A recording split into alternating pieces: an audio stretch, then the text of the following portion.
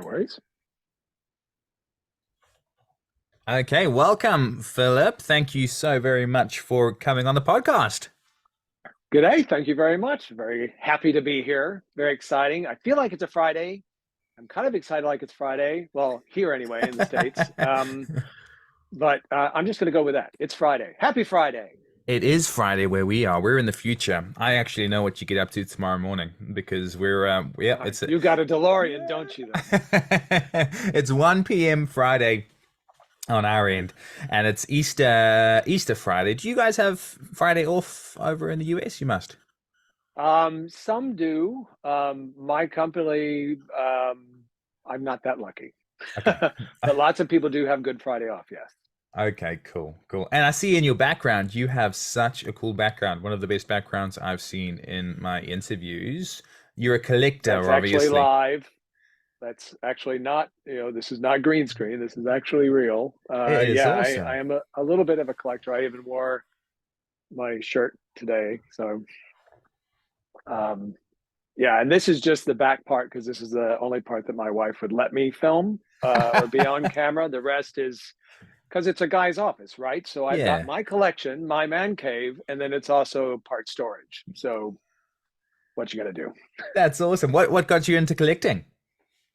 I have been a Superman fan for a very long time since I was a kid, and back in the day, it was really just comics and periodic little action, those Mego action figures and such. But thank goodness the internet, I think, helped it explode, and so now, and I think I've always thought I was a pretty easy person to buy for. Now I think even triply so. So anything with Superman on it, you can't go wrong. So I bought a lot of this myself, but a lot of it is gifts from friends, family, my daughters, my wife. So That's awesome. What's your favorite Superman movie, or do you prefer the older stuff or the newer stuff, or what? you know what? There's a lot of mixed reviews. I think bar none, Henry Cavill is the best Superman there's ever been. Nothing against Christopher Reeve, nothing against George Reeves, Hmm. nothing against the Fleischer cartoons or anything like that. He is, I think, the epitomal Superman. Hmm. As far as movies go, probably my favorite story is All Star. And they made an animated version of it, which was pretty dang good. That's probably one of my favorite stories. I'm a big fan of the kind of the '60s light, fun Superman stories. Hmm. Not because they're all, oh, this is, we're all homogenized and happy endings. I just kind of enjoy them because they're fun. Not a big fan of the dark stuff, so that kind of goes back to the Henry Cavill thing a little bit, but he's probably my favorite. Yeah, to answer the question. Cool. And he is pretty well built, like a superhero. His physique is It's true. quite incredible. Um, Absolutely. It so, is. Philip, what do you prefer? Philip. I go by many things. I've answered to worse. Philip usually, Yeah. but Phil is fine too. Phil is good as well. I know Philip is great. It's one more syllable there, Philip. It's not bad at all. So Philip, what do your fans best know you for? What voices in the anime industry? Probably right now it's Sengoku for from One Piece. I've been on One Piece a few times. My very first role ever with anime was playing Iceberg on Hmm. One Piece, and and that was a while ago. But right now, because it's a really big arc and he's just a fun, over the top character. Probably that. They also might know me as Inspector Hagu from Fire Force. Hmm. Sorry, Agu. Shame on me. And let's see. I was see. You do enough of these, and then the early onset Alzheimer's kicks in, and you just can't remember a bloody thing. Uh, I was in. I played a small part in Attack on Titan. I was fabulously eaten, and I was also on Tokyo Ghoul. That's one I was trying to remember. and I can't remember the name of the character. Darn it. It'll come to me eventually, probably after we hang up, but it will. Itsuki Maruda. Oh yes, yes, Yeah, my yeah. pronunciation And is I'm in a perfect. new one called Ninja Fushin right now, where I play. I want. I keep doing this and I get in trouble. I feel I play the Sword of Omens. Not really, but that's what it feels like. I'm a talking sword, and he's so much fun to play. So Cool. Oh, that's yeah, fantastic. Now yeah, I know you're best for Sengoku, but when I was scrolling through the list, I was like, wow, wow, wow! You know, all these incredible voices that you've yeah. played, and it's great. Could you potentially say for us at the Anime Dad podcast in Sengoku's voice, "Hi, I'm Sengoku, and welcome to the Anime Dad podcast." Hi, this is Sengoku, and welcome to the Anime Dad podcast. Sorry, I flubbed that one. Take two. Eep. Okay. Ah. Hi, this is Sengoku, and welcome to the Anime Dad. Take your. Perfect. Perfect. Yeah, hold on. The podcast, that one broke up at the second one. Take three. Give it one more go. Right. Hi there, this is Sengoku, and welcome to the Dad podcast. Got it. Got it. Nice work. Thank you very much. it, You're it was welcome. too awesome for the mic to pick up. Your voice was too You know great. what? And it's funny too. You would think, well, it's the AirPods. I'm going to blame them, but I worked in radio for 1,000 years, and you'd think I know the difference, but shame on me. No, that's great. And before we get into the quick fire questions, what has been your favorite role to play? Um, Probably, I really do like Sengoku, and I'm not. That's not giving any lip service or anything. He's a fun because he's like right smack in the middle of my range, so he's fun to do, and also in my head, I hear a little bit of Fred Flintstone when I do him too, so that Hmm. kind of brings the fun out for me. Um, but he's really fun. A couple of other ones that I really liked playing, which your viewers may or may not remember. There's a show called Toriko, and now you know what? I need to get my iPad because I can't remember who that could play. He was kind of my an old master, not really a Jedi because the show was kind of funky. Hmm. But it was because it was another dimension where they had to cook these fabulous beasts and these weird kind of recipes. And he was the old chef. Toriko was the hero, and the his I played kind of like the Master Yoda, and it's like my bad Walter Brennan impression, and just kind of pulled it back a little bit. And he's old, but then he would drink some kind of potion and get all big, and still do the Walter Brennan, but like a giant. Um, the I mean, my favorite part about doing voiceover is that kind of animal husbandry where you take a little bit of this and a little bit of that and mix it all together. And he was definitely one of my favorites. Awesome. You're really good. I love your voice Thank you. in total, and I can't wait to dig into how it all began and stuff. But before we get into that, I just like to get into some quick fire questions to get to know you, loosen things up a little bit. Nothing Yes, incriminating sir. or weird or strange. Are you ready? Ready. Fire away. Perfect. What is your favorite hobby right now? Right now, and I really want to get back into it, is I'm a cartoonist, Mm. and day job and life gets in the way. So I really want to get back into that. I really love drawing. I would love to do some more animation with it. And now the best part about it is with all these great programs, even freeware and stuff, you can do some really cool things. So that's what I really want to do.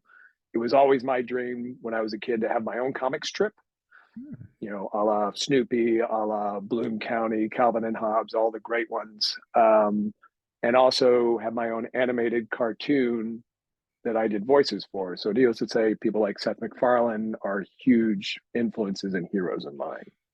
That is awesome. That's really cool. What program are you using on? Because I'm just getting into it as well. What program do you use to draw? Well, right now on my iPad, and I'm also one of those old fogies that I do like pen or pencil to paper. I Yes. kind of miss it.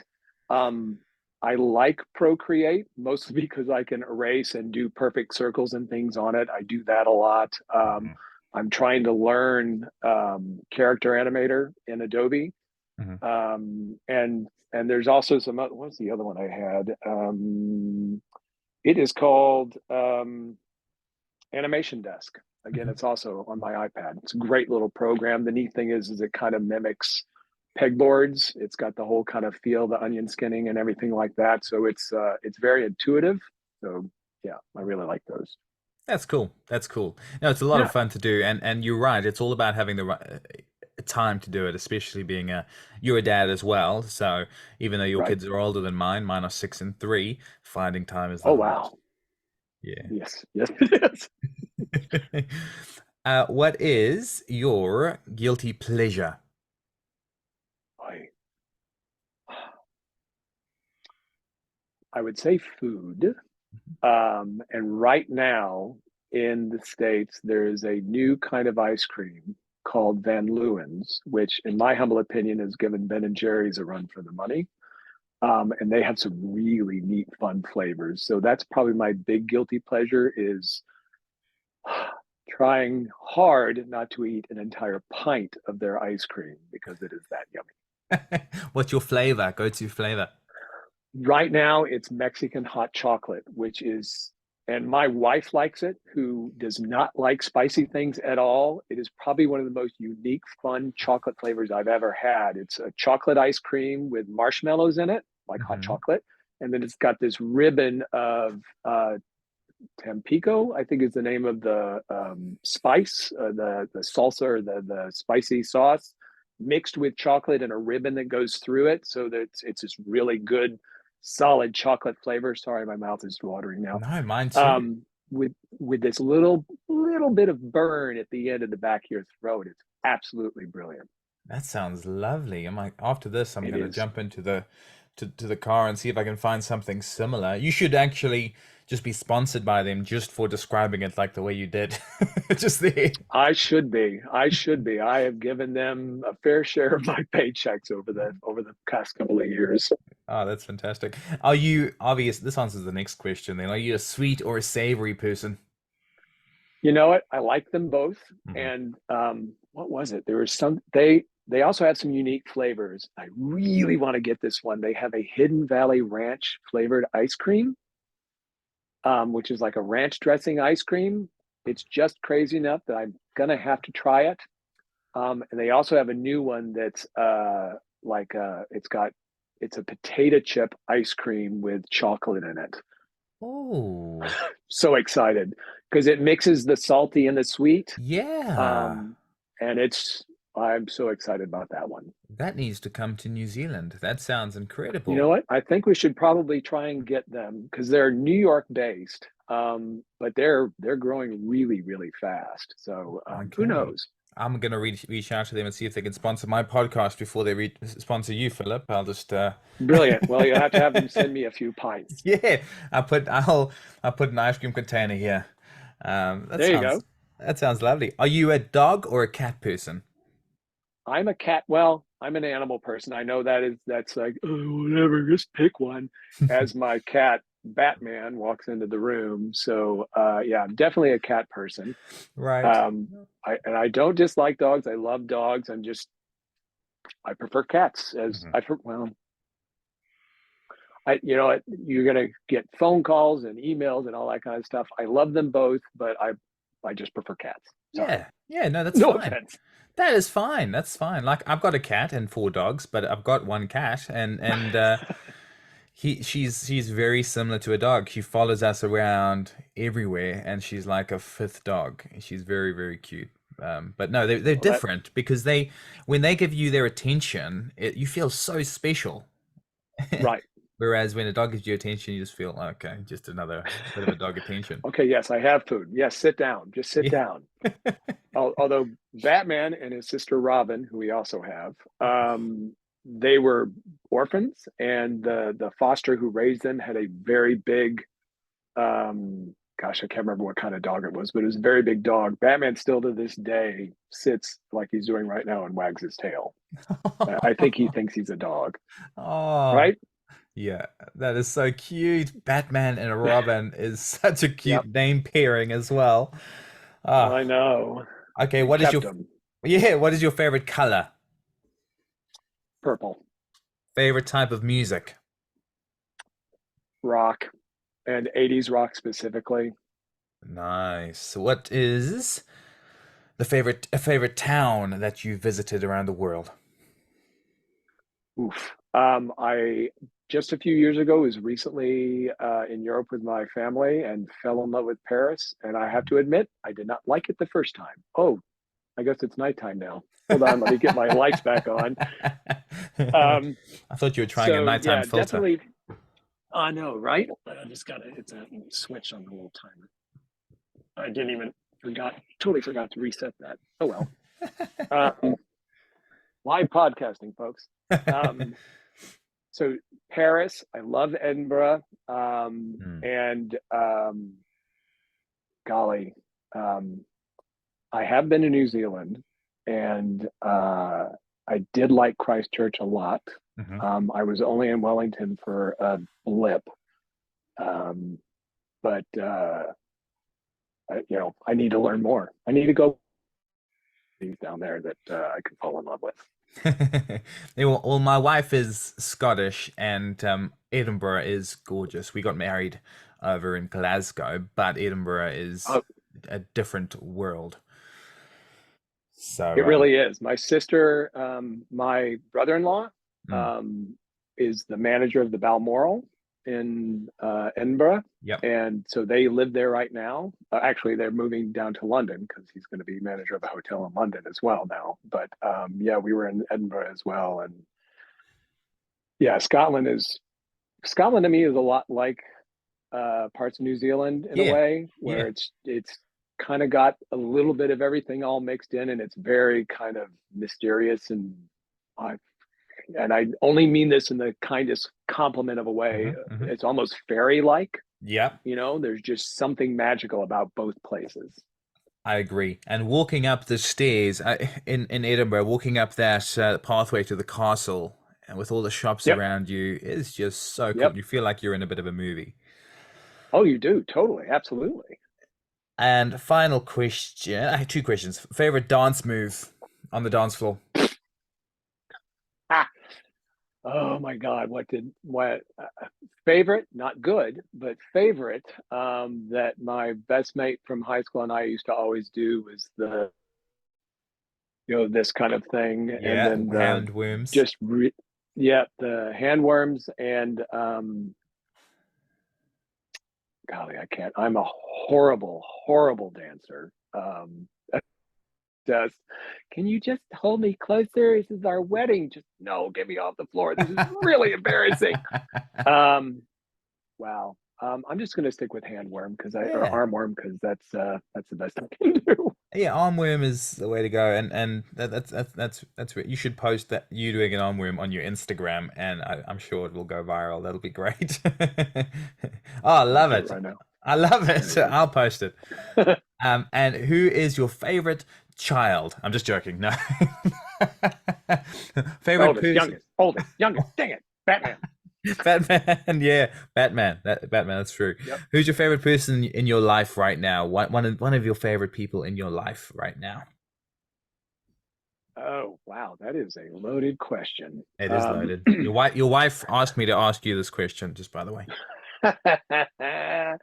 That's why I let her go shopping. My favorite person right now are probably um, my two, Aaron and Charlie, my two convention booking agents, because Mhm, they booked me on my very first convention, which was just about a month ago. mhm. And yeah, so they're definitely at the top.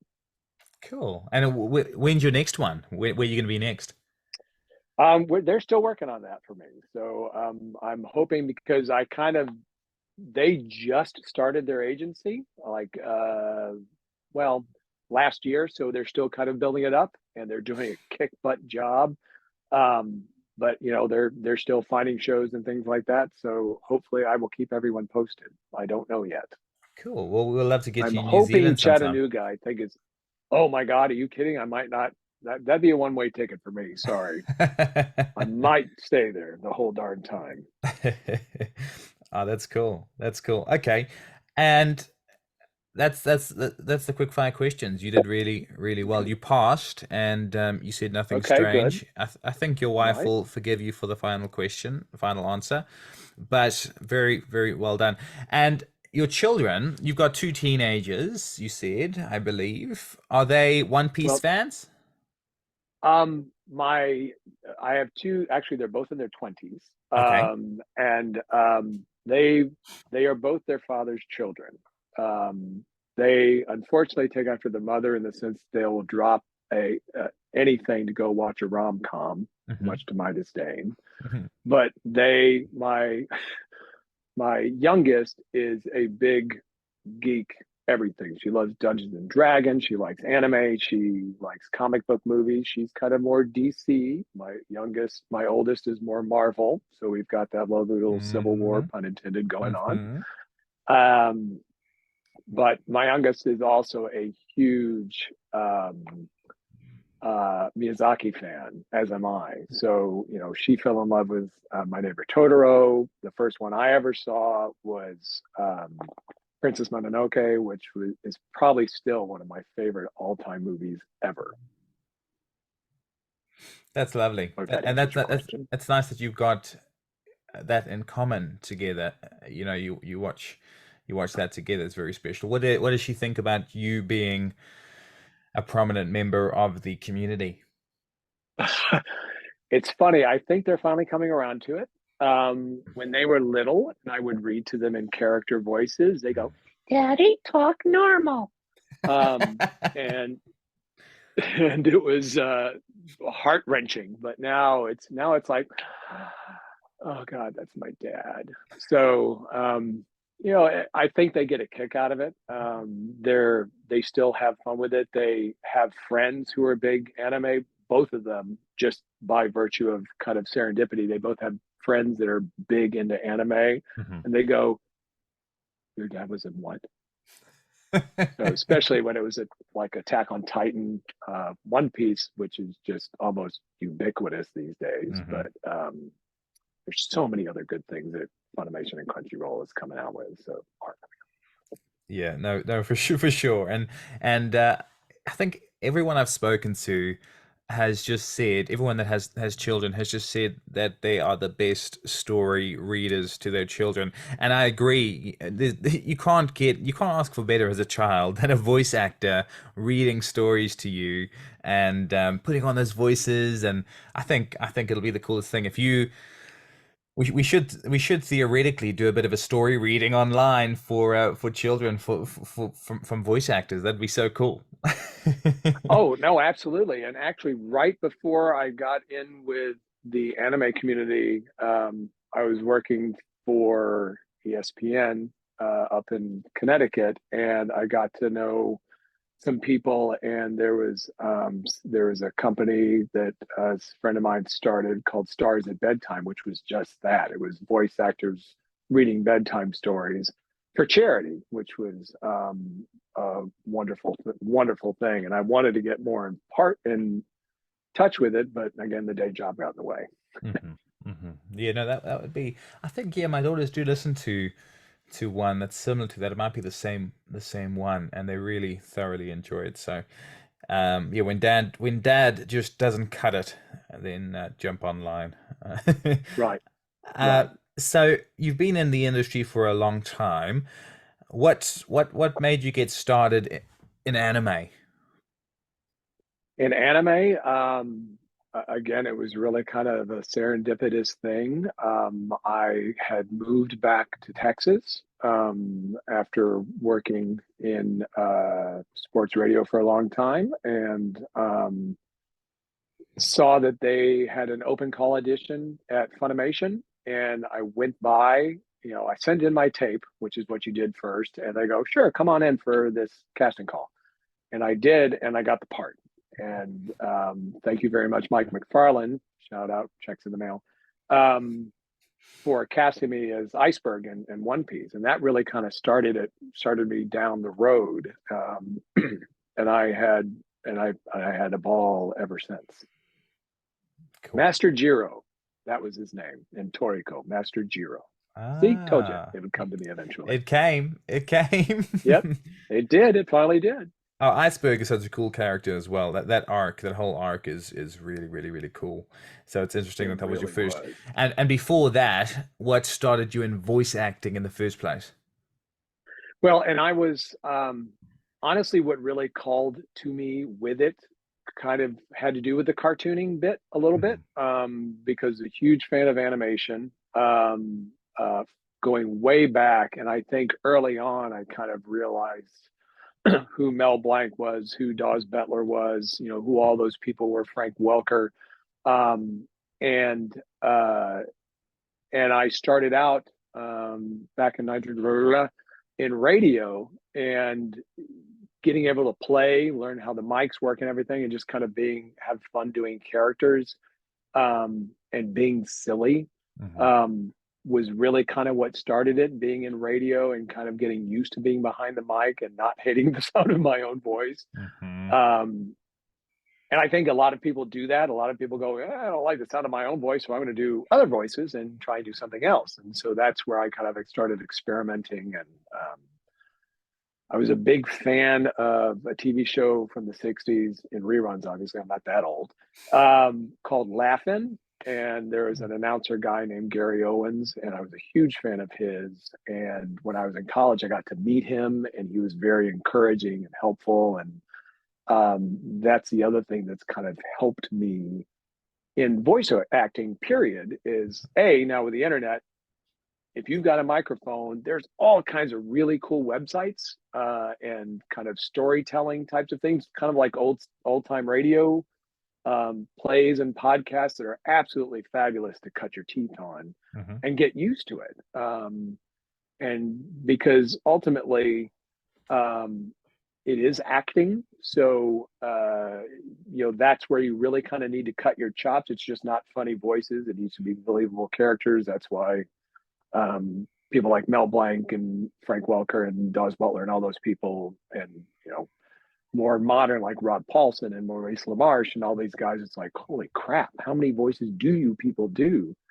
Um, so I'm always trying to keep up with them. Mhm. And I also was a huge fan of Monty Python when I was a kid. And so doing accents, or trying to anyway, um, just to kind of make people laugh, also, just to kind of bring it in, and then reading to your kids. So it all kind of runs together. And I just have it's also just wickedly fun. Mm. Oh, that's good. Couldn't And ask for a bunch of better people to work with either. yeah, I can hear from the way you talk about it that you enjoy it and you enjoy what you do. And that just makes a difference. When you enjoy what you do, you don't work a day, mostly. No, absolutely. And have you done much acting behind the camera acting? No, not loads. I'd like to get back into it. I feel like, it's either that or, welcome to Walmart when I get into my retirement years. But the I do kind of like it. The little phrase "face for radio" keeps popping into my head, so I kind of leave that to, the more better looking folks. But you never know. Being able to be a character actor, which is ultimately what voice acting is all about, Hmm. Hmm. is very appealing to me. So, I've not done much. Most of it behind the mic, but I'll never say never. Yeah, and you're very talented with your acting. As you said, voice acting is just acting. So just putting a screen there and without the mic, take the mic away, put a screen there, and I think you'll Right? do amazing. I Well, thank think you. if we get any Superman movies out there, you could be the next Clark Kent with Oh, that's fair. At least Bizarro. take the glasses off, and I think you'll be Superman as well. Oh, there we Right. go. There we go. Right. Right. Even got the whip off the face kind of action going. Yeah, that was great. You've got it down packed. Yeah, thanks. And with your anime voice acting, do you? I know you're not allowed to talk about a lot what you're doing at the moment, but are you doing any new roles right now? I've got a new one coming up that I don't think I'm allowed to talk about yet. Hmm. But the two newest ones that I've done are the Revengers and Ninja Fusion. Hmm. Um, and I like them both. They're both very different characters. One's a kind old man, and the other one's a talking sword. And ironically, the talking sword one is the fun one. Um, and so those are my two current ones. And then there's some other stuff that I'm hoping will come to fruition, which will help me kind of flex my vocal muscles a little bit. Um, and I like doing the crazy character stuff a lot. I get cast for my normal voice or my normal range voice a lot, which is fine. I'm not gonna bash it. Don't won't kick it out of the door or anything. But Hmm. I wouldn't mind expanding some of those horizons and doing kind old ladies or something. You cast in my one coming Thank you up. very much. In my all South African. How's your South African accent, by the way? Is it pretty good? Oh, South African. That's one that I've always wanted to do, but unfortunately, it keeps migrating over to Australian. I I can't felt help it. I felt that there, but that was good. You started well with South African, went to Australian. That they go hand in hand. That's not bad. Well, and it's there are two accents that I've always wanted to do, and honestly, I've only learned to do them by watching and listening and trying to imitate badly. Um, South African and Cajun are two that I know I need to work on, and those two are called for a lot, but aren't ones that I are in completely in my repertoire yet. I can fake Okay. it a bit, but Well, the next part of the podcast, the final part, as I know you've got stuff to do while your children are out of the house and your wife, is the accent challenge, which is a good oh lead right, into it. So right. what would you say is an iconic line from someone like Sengoku that you say in the show? You know what? It's funny because I knew this was coming.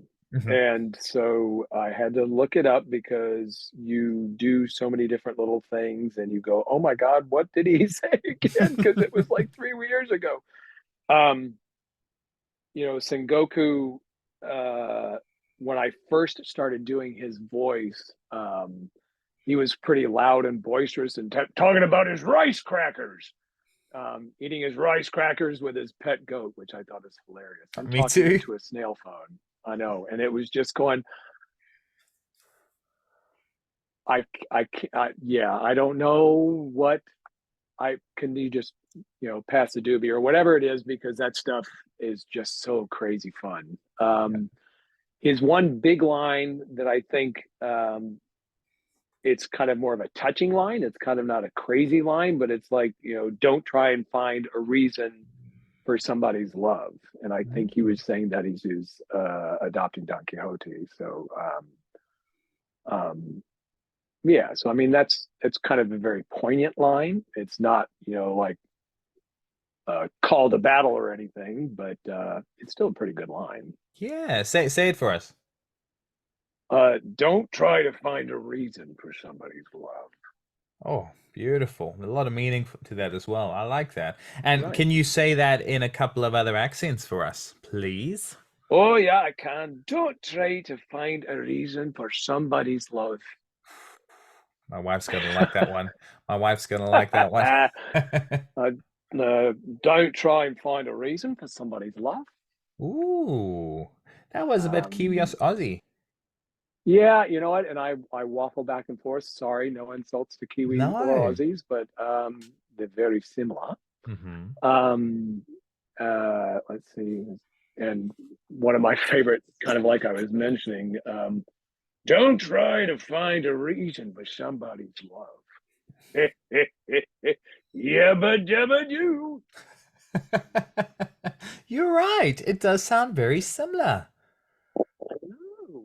Um, don't try to find a reason for somebody's love. Uh, don't try to find a reason for somebody's love, mate. Wow, wow. You've got it all. You've got it you've got have you practiced these accents quite a bit? Is that how you I do a lot of talking to myself Okay. when I'm in the shower and nobody's around to listen. Um, I find myself, enacting little plays in my head and go, "Oh, what would that be?" It's like, "Don't do that, boy." A lot. I drop in and out, um, and so yeah, I do a lot of practicing. Like I said, a huge fan of Monty Python when I was a Mm, kid. So mm. anything they try to pull off, I tried. I had a chemistry teacher in high school who is Scottish from Edinburgh, so I fell in love with that accent early on. Yeah, no, you did sound like my wife's father there. I thought I was again asking for her hand in marriage just then a flashback to that experience just when you started don't ask for and even the words there is exactly what he said to me. No, Oh boy, yeah, you got to watch that one.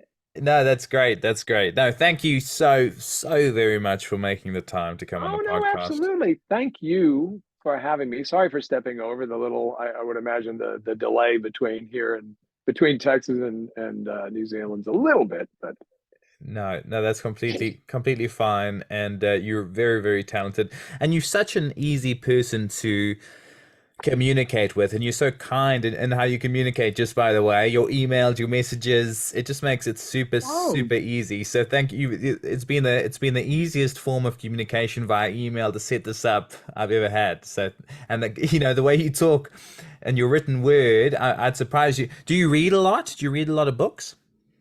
I do. I'm just about ready to get out of the young adult level of reading, but I honestly, it's funny. I do. I'm reading a lot of cartoonist biographies right now because I find that fascinating. I just finished one about Will Eisner, and I just started one about Don Bluth. But as far as fiction goes, God bless her soul for what's going on. But I, loved Harry Potter. There's a bunch of other ones. Fantasy novels are I'm a huge fan of. So those actually obviously open up a lot of fun things coming out of my head and voice in my head. No, I can tell, and again, it's the way you write. You come across as a very intelligent, fluent man. And if I wasn't married, Philip, I'm just Not that there's anything wrong with that, no, folks. no, no, no, not at all. Right. But no, thank you very much for coming on the podcast. Your fans love you. I'm really looking forward to releasing this in the next couple of weeks and seeing the response from people because you're loved. Your characters are loved, and you've really inspired a lot of people just by what you do. And we're looking forward to seeing you on our screens and in our hearts Right. in the coming anime. Thank you. Brilliant. Thank you so much. Thank you so much for having me. It's been a blast. Thanks, Philip. Absolutely.